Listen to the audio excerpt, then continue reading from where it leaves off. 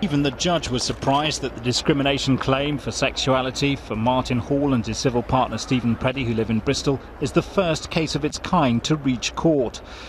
The couple had booked over the phone a room at the Chymorva Hotel, which overlooks St Michael's Mount at Marazion in Cornwall, for a weekend away in September 2008. But when they arrived, they were turned away. So were the owners, Hazel, Mary and Peter Bull, within their rights? Judge Rutherford will decide. Obviously, we are hoping for a decision that will allow us to live and work in line with our Christian faith as we approach retirement. In the meantime, we would like to thank all our friends and family. Mr Preddy and Mr Hall were attracted to the hotel by the images on its website, but hadn't seen the small print. As Christians, the Bulls view marriage as the union of one man with a woman, and that double-bedded accommodation is not available to unmarried couples. We have to wait and see what the judges find in the particular circumstances of this case. But we at Stonewall feel the law is crystal clear that if you run a business, you cannot discriminate against customers on the grounds of their sexual orientation.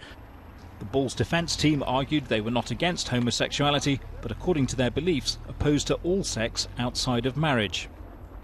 The facts of the case were fairly straightforward, but the judge has had to listen to an entire morning and afternoon of intense legal argument, discussing finite points of the Equality Act of 2007. It's up to him to determine how those clauses and sub-clauses should be determined to decide whether or not the Bulls were acting outside the law in refusing the couple a bed that night. Both parties are likely to hear the decision sometime in the new year. Richard Lawrence in Bristol for the West Country Tonight.